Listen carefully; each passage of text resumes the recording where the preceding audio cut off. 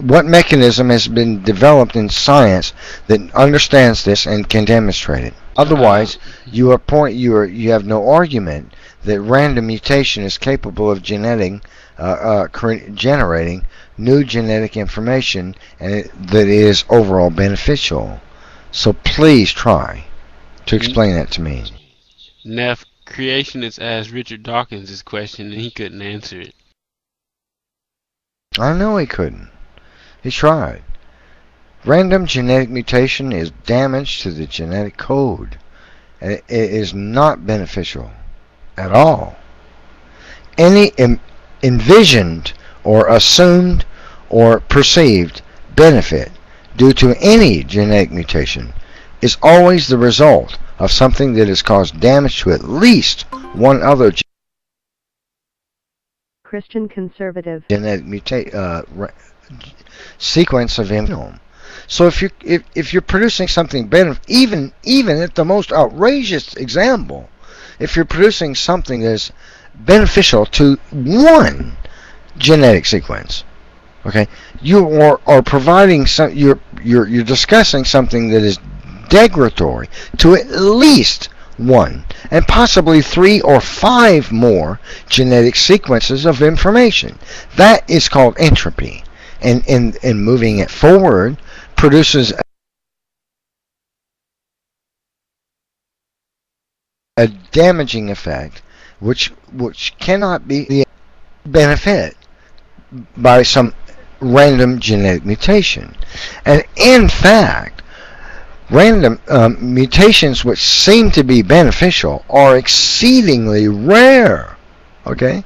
So you add that into it and you get something that is what you point out, that random genetic mutation is extraordinarily degraded. Choose it.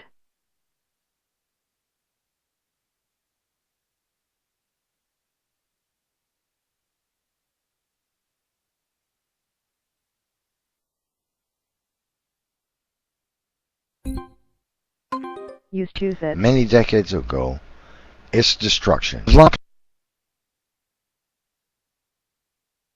Have lost absurd, all man. battles against their science. Absolutely, it's completely absurd. Science has demonstrated, modern science has revealed such design and such intricacy and interdependence of all the forms of life in this world at the molecular level that is preposterous to believe that any of it could have been arisen by any kind of naturalism. It's absolutely insane to believe that.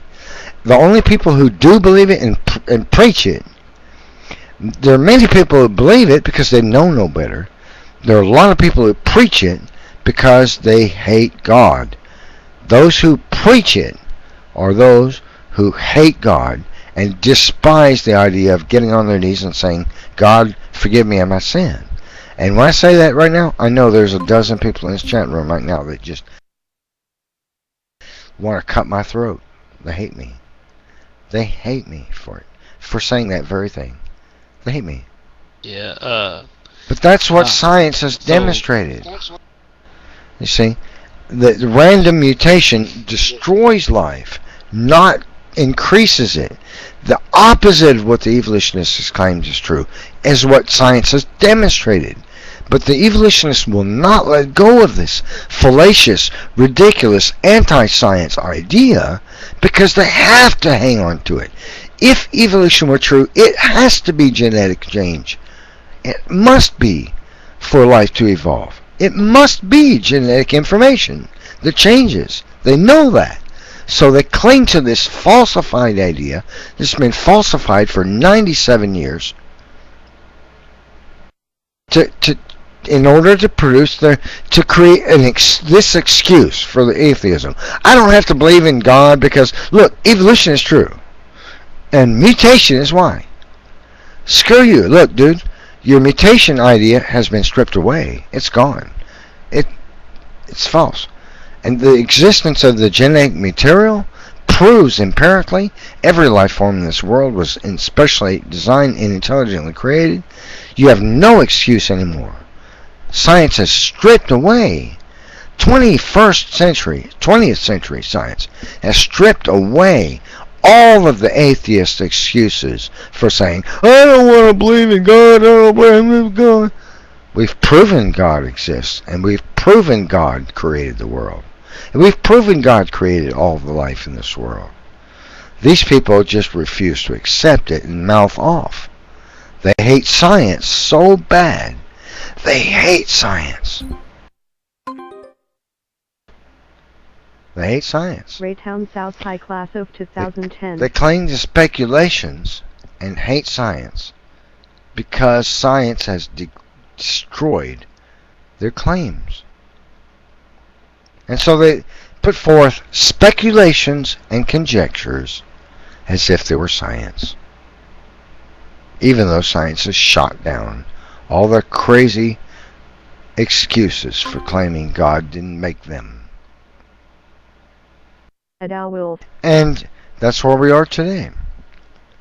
People that claim random mutation has produced life when we've proven in the laboratory that life is not a product of random mutation. They still cling to it because they have to. So they hang on to the crap, even though it's dead.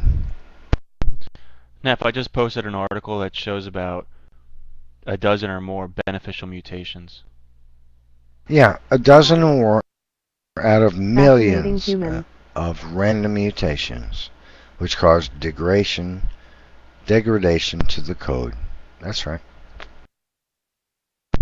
Well, you said it can't happen. You can, you can get. No, I didn't. No, I didn't. You idiot. I said you can get something beneficial for and you get sickle cell anemia at the same time. Though, like life is going to evolve on the back of sickle cell Not anemia. always. Get real. Oh no, I don't think so. Not always. No, Not see, always. degradatory, pal. It's bad. Sickle cell anemia, bad, not good. Always. Genetic mutation, always bad. Always. Didn't you Every just time. say you've never said not always? It's impossible for it not to be. Because the code was designed by God. I just told you that there are dozens. Because you don't believe with science. You believe in fantasy. Ashley the photographer Christian. You don't believe in science. You don't believe in science. You hate science. Neff, you're a caricature, dude. You love speculation that you think supports your wackamamie noodle, spaghetti noodle ideas. You hate science. You hate it. You hate science because science has demonstrated since 1927 at least, that random genetic mutation experimentation has proven that random genetic mutation is negative. You hate that. You hate it. So you're willing to believe that it doesn't. It ABC123 produces something good, and despite the fact that 100 years of mutation experimentation have shown it false. So you say it happens anyway. Because I hate God. Oh, freaking God! No! Oh no! Neff, let's be honest. If they were able to do it in the lab, you would say, that proves it's intelligent design. You see, it's 97 years of it. 97 years. You would say that just proves. You would 97 say years. Design. There's been 97 years of random mutation experimentation. Neff, it's a no-win with you. Nothing has ever been produced beneficial in a laboratory with random mutation in any life form in 97 years. No life form has developed any new structural design of the slightest measure in 97 years. We're not able to universities earthquakes either. Around the world, open-minded hundreds of universities experimenting on these things every day turtle for 97 years and never produced a single beneficial thing and no structural design change at all in 97 years. And when we do, what will you say? And you believe it. I believe it because I think I hate God. I hate design. Oh, it could happen anyway. Oh my gosh, it could happen anyway. Oh, please tell me it can happen anyway. Please. Oh, it can happen anyway because I want it to be so. Somebody please tell me it can happen anyway. That's not science. No, not science. That's not science. You're a cartoon if you believe it. Science has killed you for 100 years. Get with it. Learn the truth. Or continue to deny it. But you could do that somewhere else. You don't have to do that here.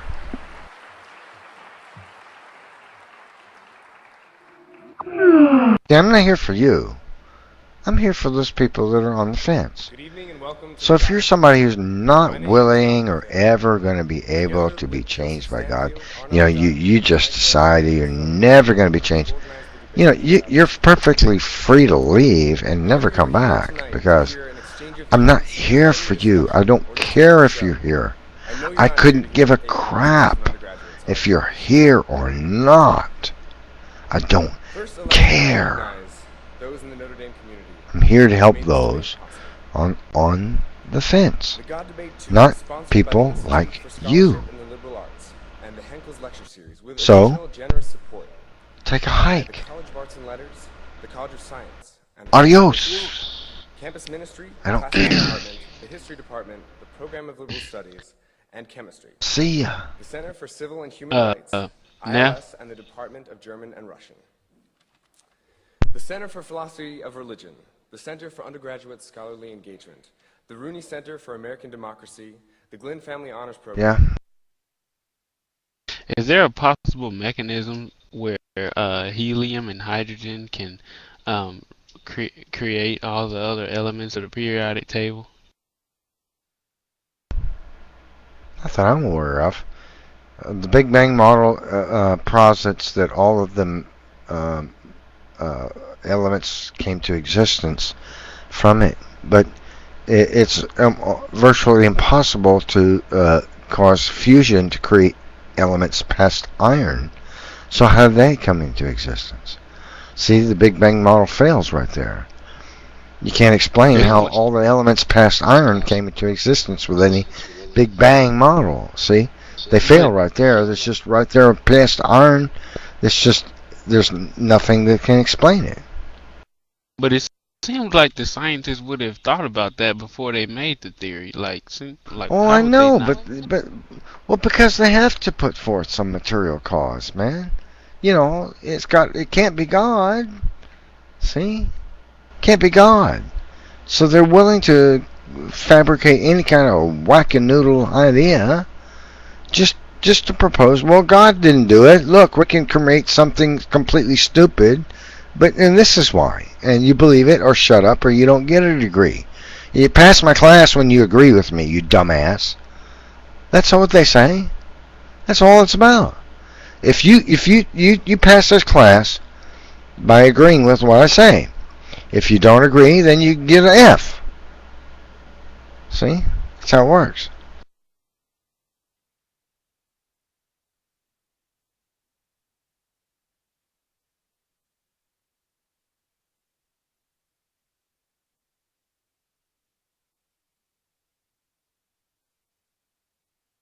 I mean, for crying out loud, the very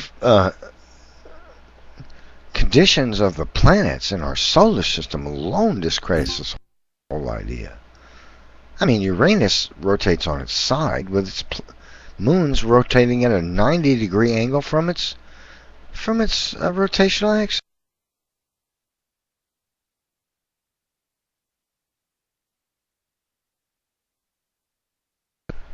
You can't explain that. Not with a creation disk. The accretion disk won't explain that. Nor does it explain that the planets are not in a flat elliptical plane with the sun. What? You mean there was an accretion disk? What? I don't think so. Not if the planets aren't in a flat elliptical plane to the sun. And Uranus rotating 90 degrees from its rotational axis, almost pointing towards the sun, and its moons are rotating at 90 degrees from its rotational axis. What? You mean God didn't place the planets exactly where they are? I don't think so. Of course he did. No secular model explains that. There are several theories to explain why Uranus rotates on its axis. Yeah, impact is unsolvable. It's worthless because there's no evidence of impact. Without evidence, you can't say it's scientific. Therefore, you can't posit the idea. So you think it's more likely that it was just made that way than a large object struck it while it was formed? Well, we can't use impact, right? Because there's no evidence of impact. So.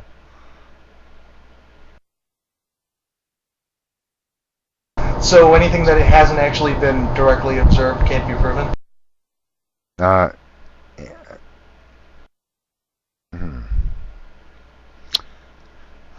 That's speculation. You've created a very broad analogy that is too broad to explain with a single answer as to yes or no. I was just repeating what you said as I understood it. Why can't the impact? But we can't say that the Uranus was impacted without evidence for it, and there is no evidence that it was impacted. So don't tell me Uranus might have been impacted. That's a fantasy. It's a speculation. It's not supportable by science. Does not qualify as a hypothesis because it has no evidence. Right? Right. So is it fair to extrapolate that to that anything that we can't directly observe, we can't prove? Yeah. Again, you're proposing a hypothesis so broad that nothing in science can be verifiable, and that's worthless.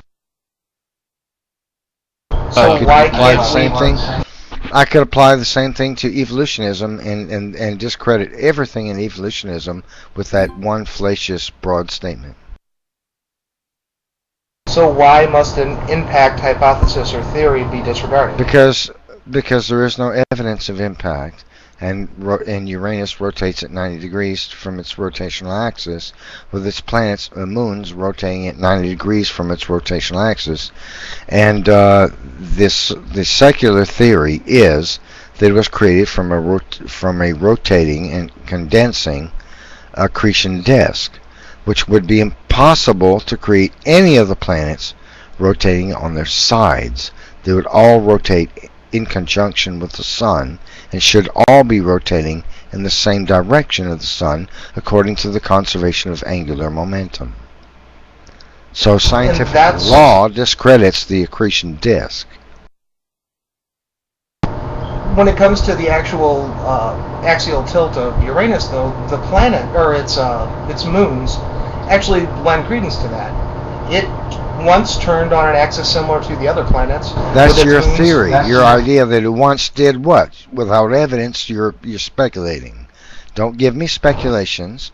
Just if you want your idea to be science, you have to provide scientific evidence that supports it.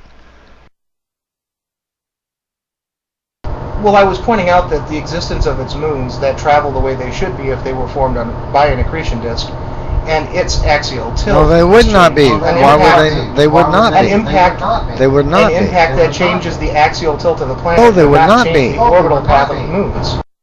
No, they would not be. Its moons are rotating at an angle against the sun, 90 degrees from its rotational axis, towards and then away from, towards and away from the sun. No, that's completely in contradiction to the accretion disk theory. Absolutely. It demonstrates that God created that planet, put it exactly where it was, in its condition. And so you would look at it and say, how the hell? If a planet were formed from an accretion disk, it would be likely, especially if its moons were created at the same time, that the planet and its moons would orbit on the same plane, correct? Or relatively close. Yeah, they would. Yeah, but that's not what we observe, is it? But if there was an impact that changed the axial tilt If of the there planet, was, the moons but what would evidence remain is in there that of orbit that would be impact? expected. Without evidence, it's not science, pal. Don't you get it? Speculation is not scientific. You wouldn't call the actual path of its That's moons not to be scientific. scientific evidence? Show me the evidence of impact, and we have a viable hypothesis. We have a theory. That's not the evidence. That's the observation. Okay, then you're pointing to the observation as the evidence of the theory, and that works against the scientific method. You fail. Sorry. So what type of evidence? You can is required? fantasize whatever you want. I'm asking That you doesn't what make it evidence scientific. is required for you to believe something as so, or as Evidence. Evidence. What evidence? No, that's. Could you define evidence? What evidence? What could you define? Oh my God! Listen, do you want me to take a test? Show me the evidence of impact, and we'll discuss it. Otherwise, I'll be back in about 2 minutes. I'm going to run to the restroom. Sorry. Speculation doesn't qualify as science. Get scientific. Forget your fantasies.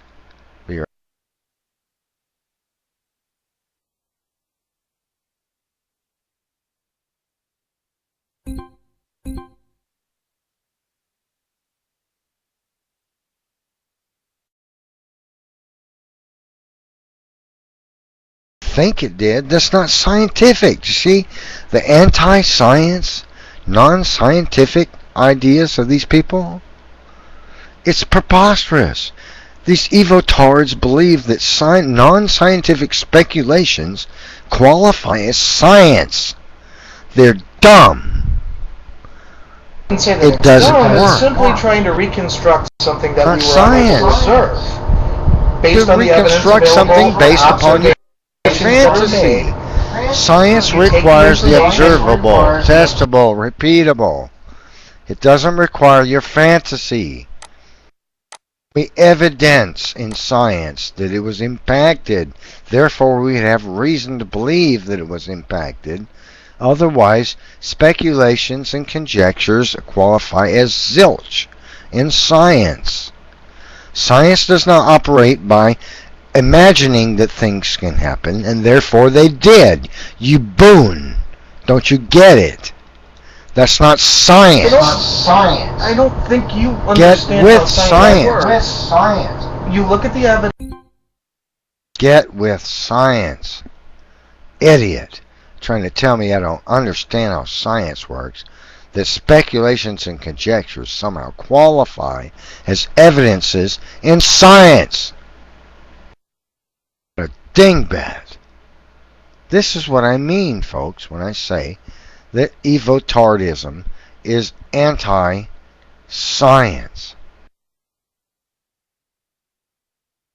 Because they can envision that something happened. Yeah. Therefore, it's scientific that it did. That's crap. That's not science. I think that link that Evil Tree just posted, I think he's trying to say that kind of backs up the claim.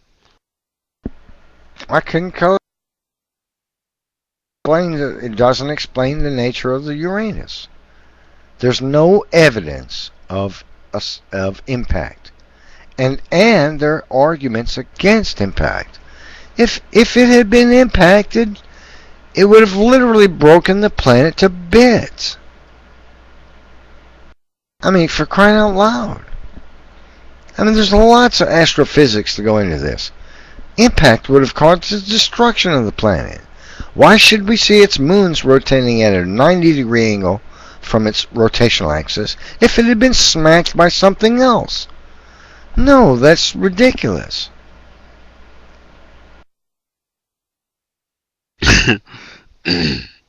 Yes, Fudd. So then why can't it be rotated easily? Come on. No. You mean it can be passed close by and that's going to do it? That doesn't explain its planets, its moons running at a rotational axis 90 degrees from its rotational axis. Doesn't explain that. Because you see, for that to happen, the planet would have to have been solid and have a core that is unevenly dispersed in mass, right? So that as it spun, it dragged its moons into a rotational axis 90 degrees from its rotation. A rotation 90 degrees from its rotational axis, right?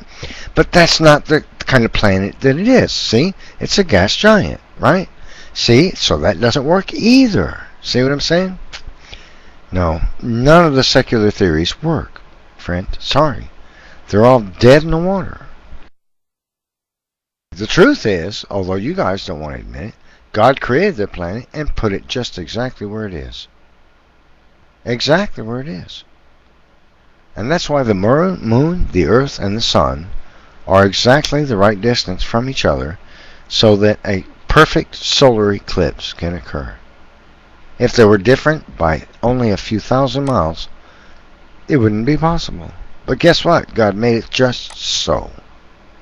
Just so. And the just so is not the evotard idea that, well, it could happen just so. Because no, it can't happen just so. Not with random things. No, it can't. Just so come into existence. It happens just so because God is just so and decided they would be just so Ultimate human. where it is. See? Do you know if the sun and earth were different in distance by so much as 10,000 miles, life on this planet would not exist? The earth would be too cold or too hot. That is the perfection in distance between the earth and the sun. So perfect. But the evotard says, well, it could just happen. No, it couldn't have just happened. Sorry. It was just so made. These people just refuse to accept what science has revealed about our universe. Hey, Neff, what about the conservation of momentum? Is there a mechanism at which a spinning singularity could somehow result in galaxies spinning in all sorts of directions?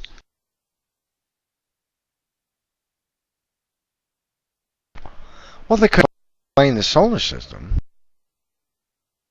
I mean, not with Uranus rotating at 90 degree angle from the sun and the planets not being in a flat elliptical plane from the Earth, from the sun. See? They would be flat. It would be perfect. But it's not. In galaxies spinning in fact, different directions. Well, oh yeah, a galaxy spinning in different directions. I'll say if this singularity had been spinning, okay, when all matter spun from it, it would have all been according to the law of the conservation of angular momentum. All the galaxies in the universe should be spinning in the same direction, but they're not. Some spin opposite of each other. It can't be explained by secular cosmology. It's easily explained by special creation. And here's another thing.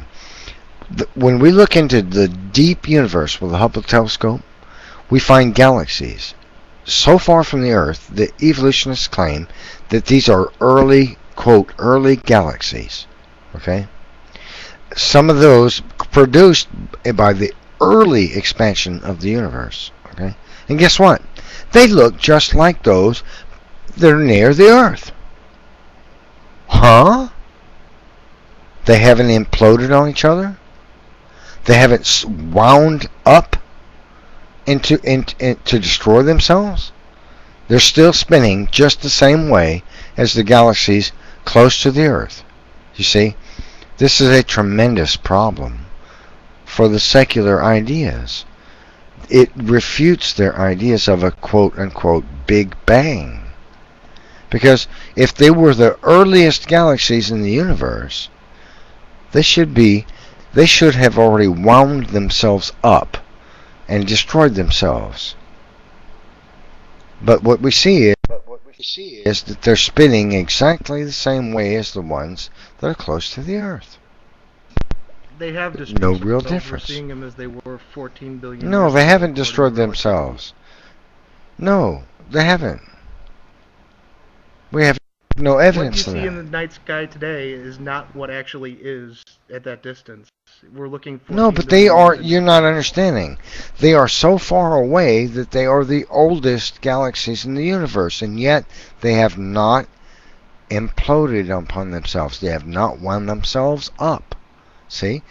Yes, if they the have. universe They've been was gone for no, billions of no, they years. haven't.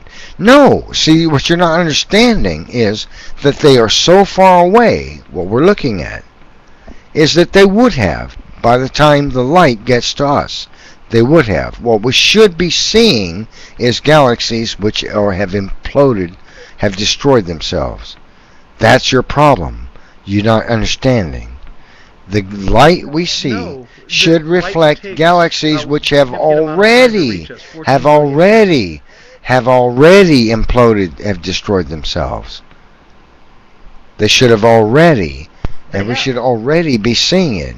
No, you're not getting it. You're not getting it. You're not understanding.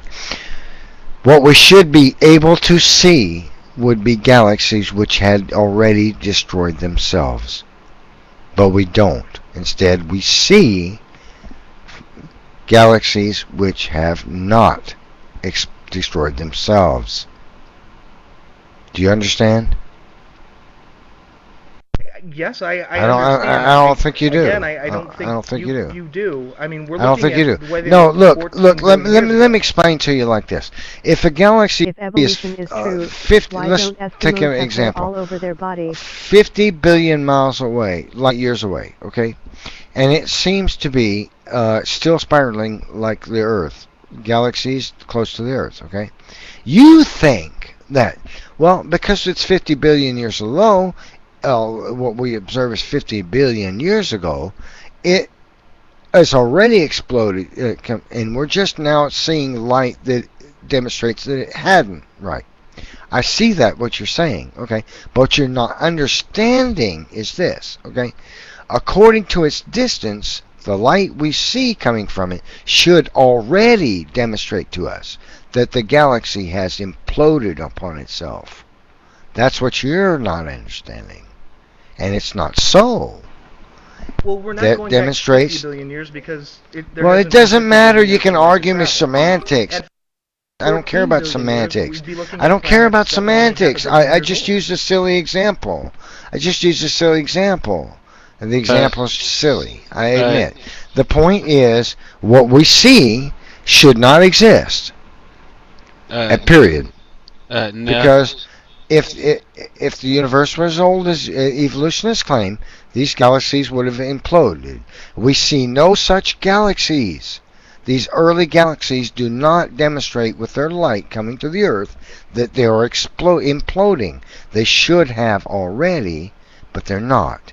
And therefore, these early galaxies are evidence that the Earth, the universe, never had such an imaginary biggie bango that you can buy at Wendy's for $5. It never happened. It never happened. Well, that's speculative and semantics, and it's worthless. And what I've said is true. The light demonstrates it. Well, I'll provide you a link for something you can look at, because I've investigated these things and you have not, and so I'll provide you actually something for you to read so you can catch up to speed with me. And here it is right there. Was it really necessary to ban me though? Make me enjoy that article. Thank you so much. Hey Neff, Catch up. If the universe is 13.7 billion years old, right, then why do we see objects beyond 13.7 billion light years? Well, that's because it's not possible for either the creation model or the uniformitarianist model to use the age of light shift, what they call red shift, or distance, as an example of evidence for their view or our view. It is a problem for both. See, I can't use the distance to the stars, okay, as evidence that the Earth is 6,000 years old. I admit that fully. But the problem is that the uniformitarianist does not acknowledge that they can't use it for their imagined model of the age of the universe either, because the cosmic background radiation is so uniform. Okay, which would demonstrate that it would take 20 billion years for some galaxies to get where they are in space. Yet they claim the universe is only 13.5 billion years old. See? How do you get from here to there in 20 billion when you can't do it in 13? See? It doesn't make sense. Inflationary See, space? so no, it doesn't. Inflation doesn't explain it. No, it doesn't. The early expansion of the universe would be one of tremendous disconformity, not uniformity. Okay, so that doesn't explain it. I'm sorry. Things don't get. If the universe had exploded from a Big Bang, it would get more discontinuous, not more uniform as time goes on. Absolute contradiction to the uniformitarianist, Google, idiotic, pseudoscience, smooky-to-wookie, crazy-ass ideas. Okay, believing that an rapid expansion of tremendous masses of material from explosion is going to get more uniform as it spreads out instead of less is stupid. You see how uniformitarian this demonstrates the evotard ideas. Evotard ideas are stupid and non-scientific. They don't even conform to common sense, much less science. So you don't believe in the Hubble constant? Tell me about an explosion that produces uniformity as it gets bigger, instead of less. It doesn't. Conform. As things move further apart. All right, you just proved it. Thank you so much. Thank you so much for demonstrating the uniformitarianist, evotard, secular, astronomical idea that the universe got more uniform as it expanded instead of less is right. Thank you. Thank you. Good job. Passionate person. You shot yourself in the foot. But the universe is becoming more. Okay, show me an example of an explosion which becomes more uniform as it expands instead of less uniform. Show me. The Big Bang has one. Made the universe show me one example so so you can claim it's science. Show me one example so you can claim it's science. I don't think you're understanding. Of an explosion of matter that becomes more uniform as it expands instead of less.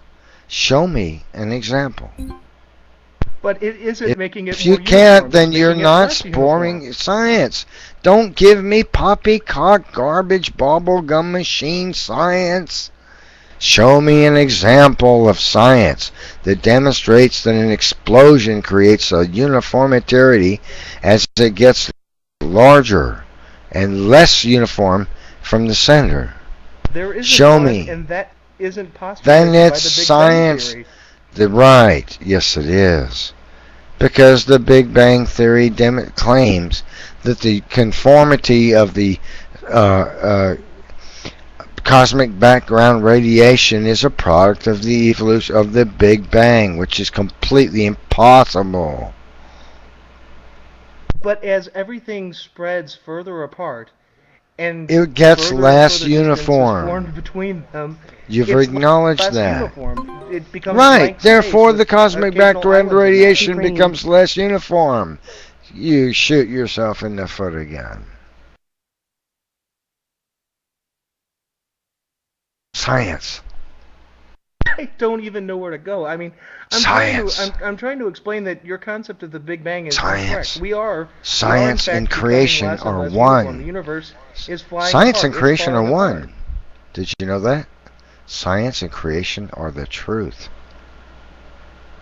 Anti-science and uniformitarianism are not truth. That's the way it is.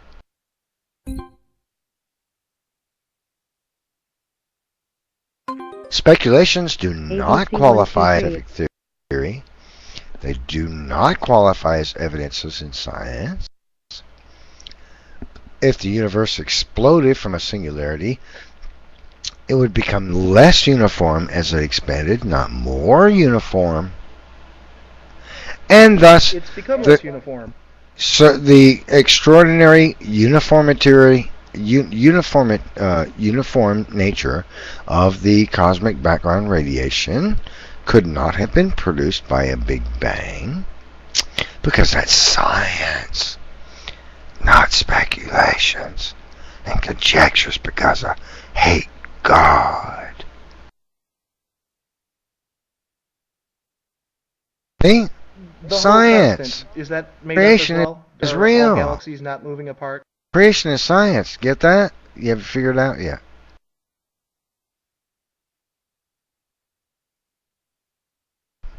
I just demonstrated to you that your ideas are not scientific and why, and you still clinging to them, don't you?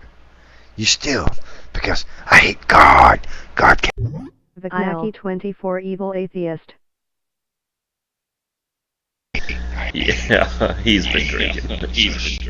Speculation is true. He's totally intoxicated.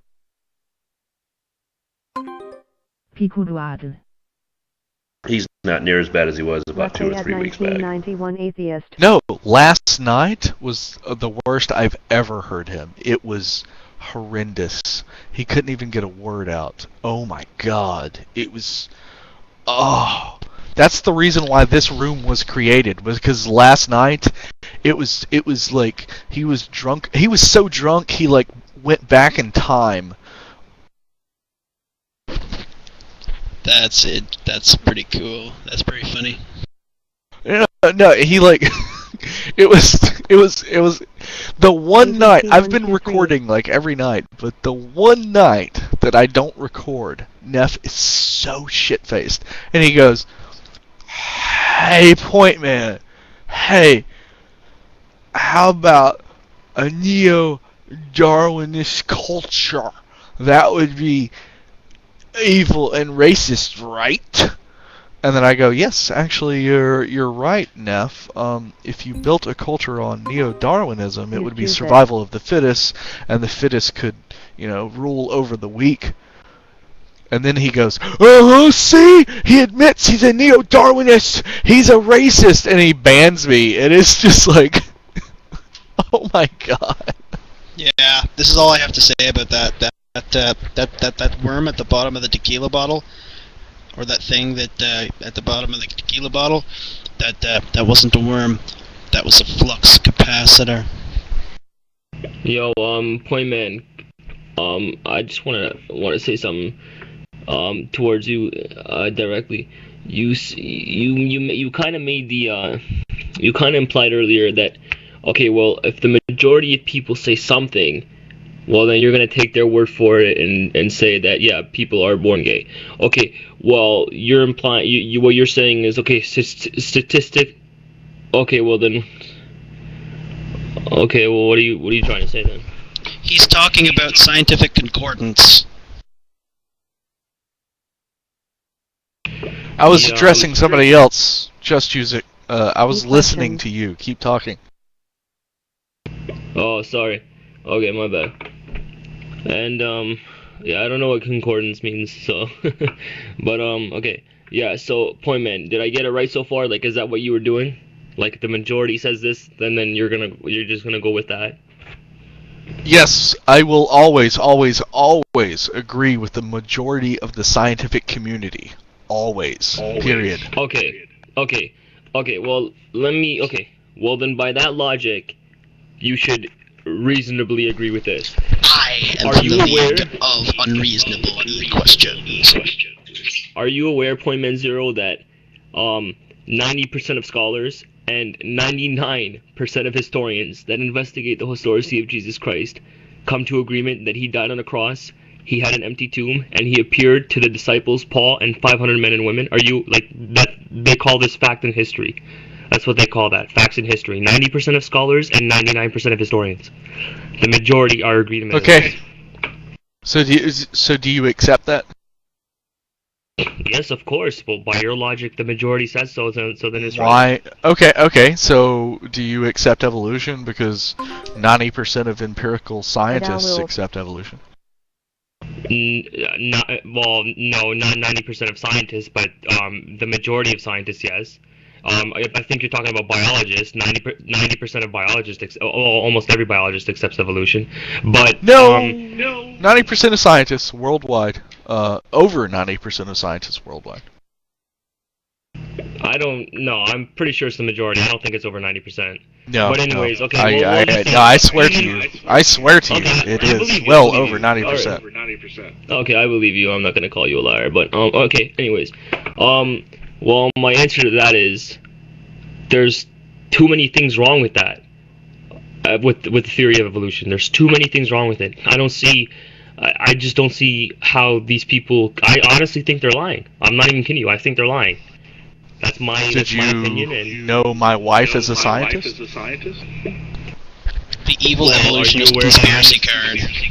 Point man. Well, do you know that I have 5 friends in this that are scientists, and one is actually he focuses on he's been focusing on evolution for the past 2 years, and they all tell me. I think your definition of scientist is different from my definition of scientist.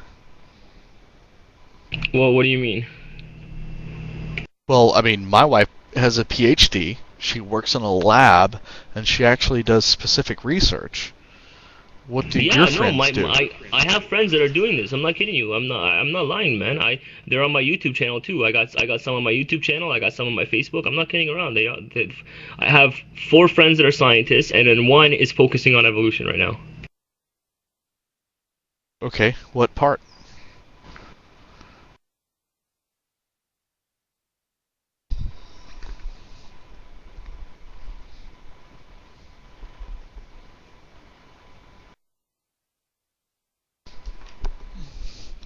Hello?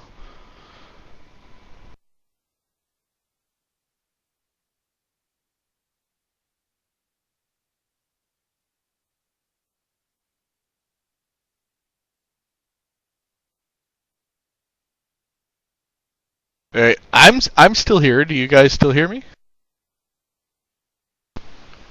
I do. Just juice it. Where did you go?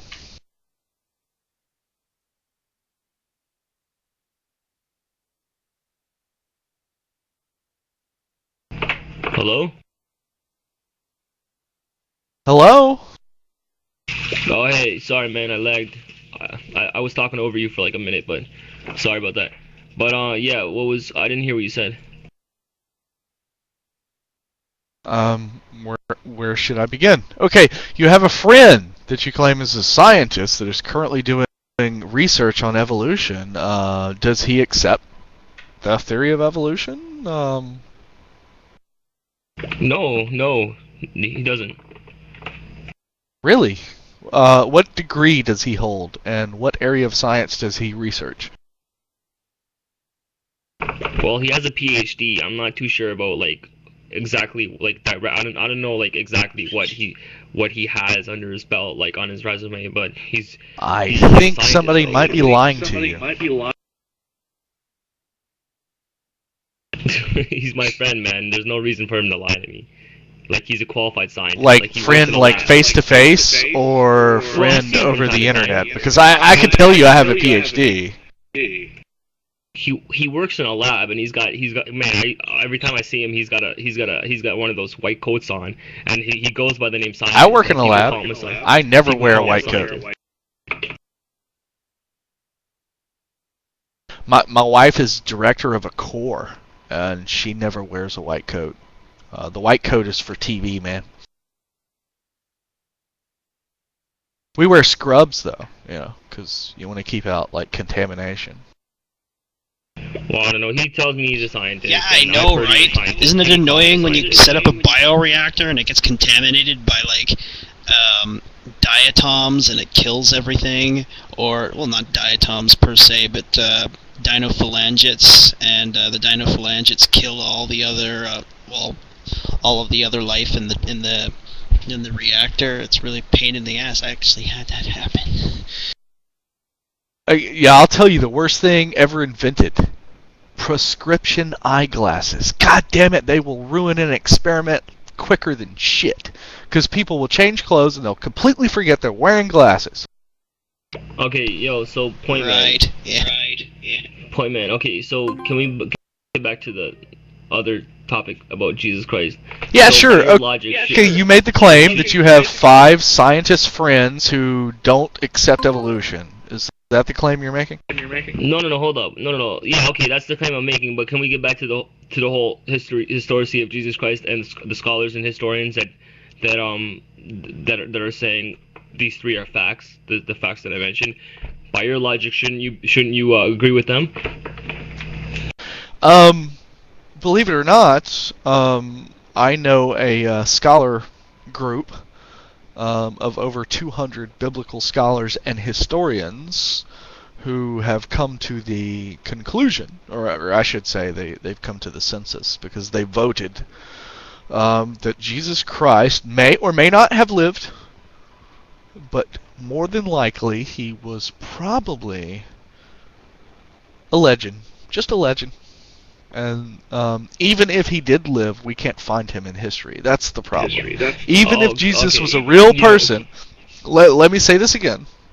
Even if Jesus Christ was a real human being that really walked the face of the earth, we cannot find him in history. Period.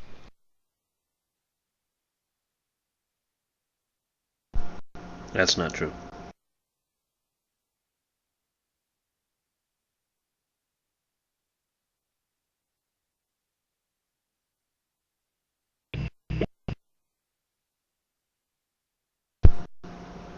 The fact that you can't find Jesus in history, I don't know what you mean by that. You mean historians don't believe that Jesus was a man? No. I will say it again. Even if he was a man who actually lived in history, we can't find him in history. I challenge you to give me one historical point where Jesus intersected with actual history. Don't give me the Bible. Don't give me religious texts. You show me him in history. There's so many secular sources that back that up. Josephus, like what? Tacitus. There are so many. I don't know if you're not. Oh my God! He brings up Josephus and Tacitus. I don't know if you're neglecting to look or something. And whoever told you about the 200 people that you know are biblical scholars, either they're lying to you or I'm not. It's called the Jesus Seminar. Look it up, my friend. Look it up. Anyways, you just said that these 200 people that are saying his life was just a legend. Either they're lying to you or you're lying right now. And I'm not trying to offend you by saying that, but that's either the case because that's a lie. What you just said is a lie. Okay, the majority of scholars and nearly every historian disagree with what your 200 friends say. Okay, these are thousands and thousands and thousands of people who spend their life on this, and they are disagreeing with you, and they are calling these 3 things I mentioned fact. Yes, I'm not kidding. Thousands of people, right? Thousands and thousands of people. Can you name one?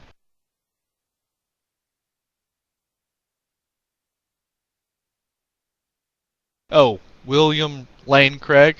He's not a Bible scholar. Try again. You'll recall that the first step of the positive case I offered for the resurrection of Jesus as an historical event was that the majority of New Testament critics today accept the historicity. Name one.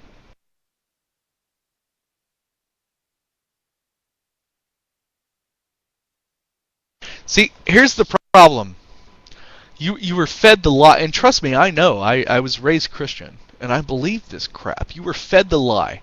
Don't worry about it. Don't look for evidence, because there are smarter people that have already looked into the Bible, and they've already decided that it's true. Historians agree. Jesus was real. Blah, blah, blah, blah, blah. And you're told that. But then when you actually look up what historians are actually discussing, some historians actually have a dissenting opinion. Some historians actually believe that Jesus was a legend. Some historians have pointed out that Jesus cannot be found in the historical record. These are lies, okay? I've just proven to you that the majority of scholars and nearly every historian disagrees with what you're saying. No, you haven't. Okay. You posted William Lane Craig. What the hell? I'm just giving you 4 links. Are you kidding me? From 3 different people. William Lane Craig is not a credible person, but okay. Yes, no, hold on. That's in your opinion. In my opinion, yes, he is. Just because you don't like him doesn't mean he's not a credible person. That's your opinion. You're just being biased right now by saying he's not a credible person because you personally don't like him. Okay, you gave me a couple of YouTube links. Yeah. Tell me... God, this is such a big, vast subject. Tell me what you think these historians that supposedly recorded Jesus, tell me what you think they said. Well, I'll tell you something that they have that we don't have. They have availability to sources, literature, documents. Okay, this is what they have that we don't have. So for you to say, oh, well, okay, no, he was just a legend. No, you're wrong. They've got all this stuff that you don't have that they're looking at, and they can tell you he wasn't just a legend. Okay, of the 200 plus historians in the area during the time of Jesus, how many do you think actually talked about Jesus?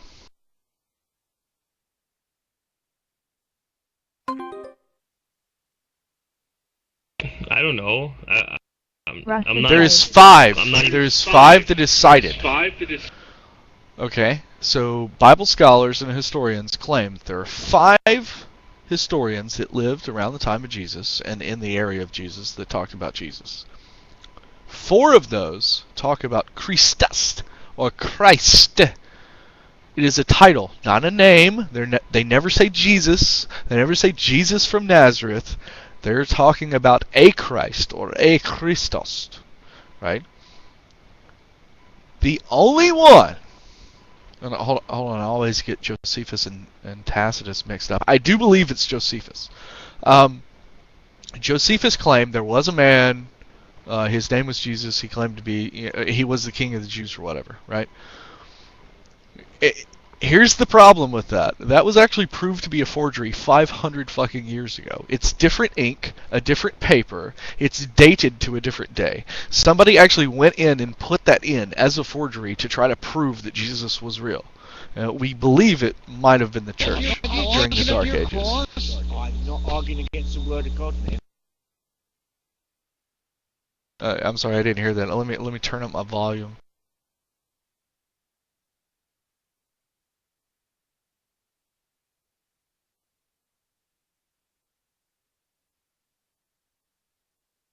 Neph is arguing with P-Brain now. I'm sure that's full of lulz. Or not.